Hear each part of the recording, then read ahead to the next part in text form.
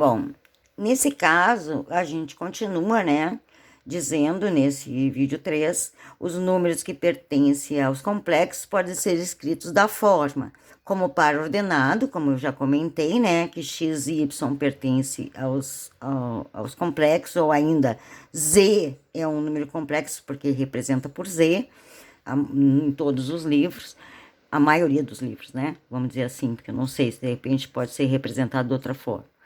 Então, pode ser representado também por um par XY que pertence a C, ou na sua forma algébrica, tal como os números irracionais que eu mostrei para vocês.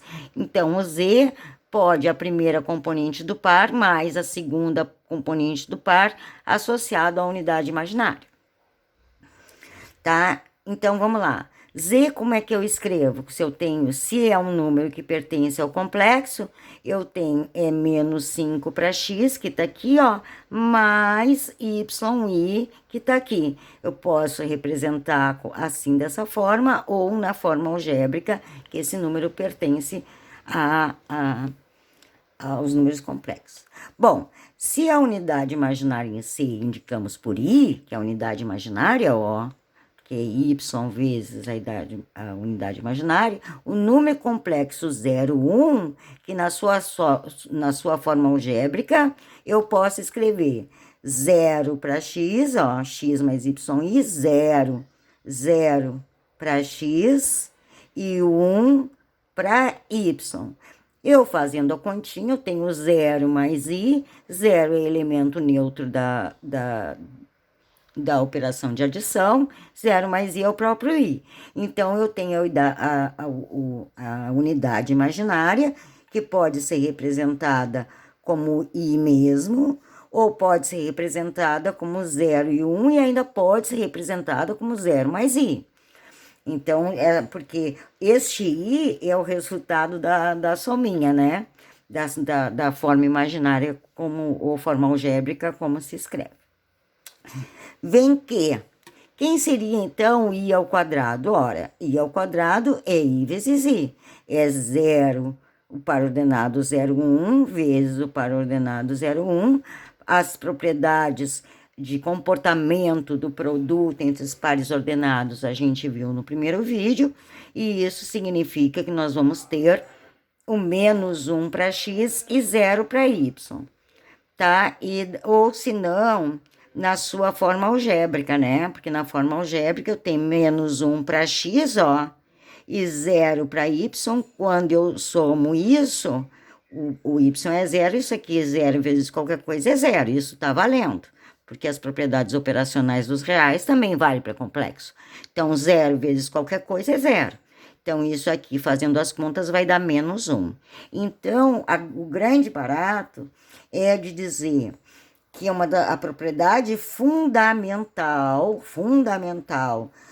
operacional dos números complexos é afirmar que i ao quadrado é igual a menos 1.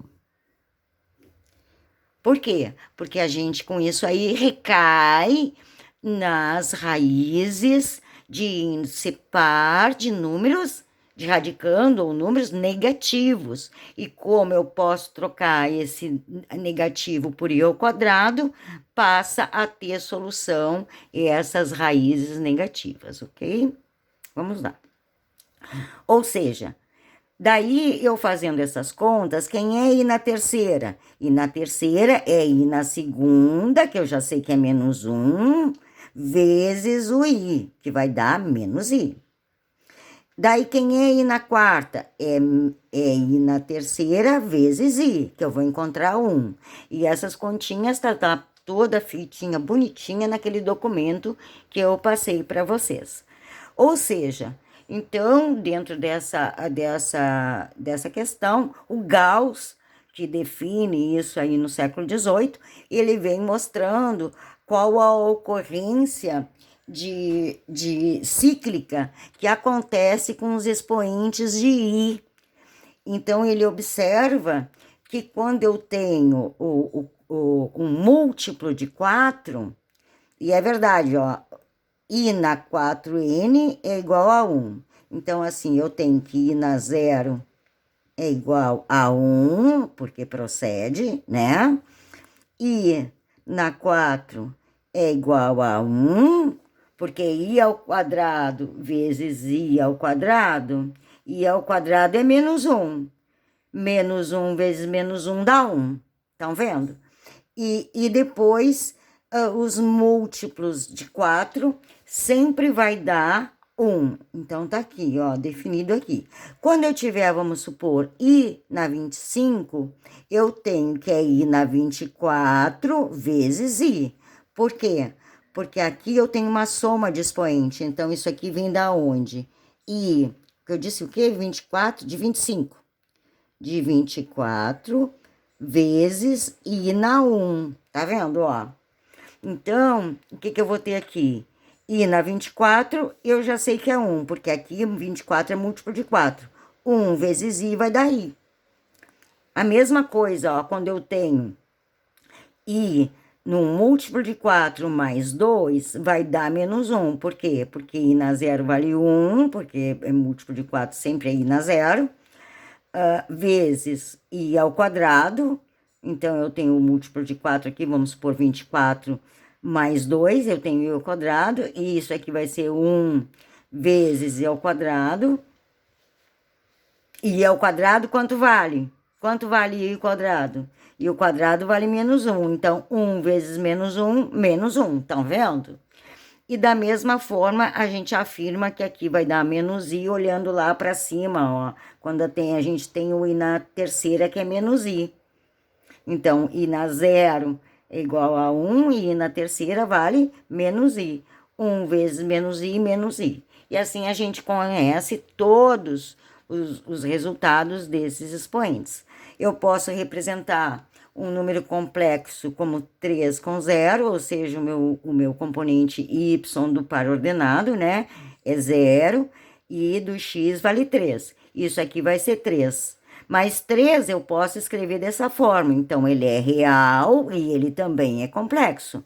Mas o que aparece aqui nesse número é a parte, se eu fizer a conta, ele é estritamente real. Quando eu escrever dessa forma, ó, eu tenho 0 para x e 3 para y. Se eu faço a conta na sua forma algébrica, eu fazendo a soma, eu tenho 3i. Então, eu posso dizer que esse cara, que pertence ao complexo, é imaginário puro, porque diz, ou complexo puro, podia ser, porque falar é uma parte real mais uma parte imaginária, né? Mas, na verdade, quando ele está escrito assim, também é um imaginário, mas imaginário puro é só quando eu tenho a componente, o x sempre 0 e o y sempre um valor diferente de 0, tá ok? E aqui a gente então termina a nossa aula referente ao documento que vocês têm. Muito obrigada.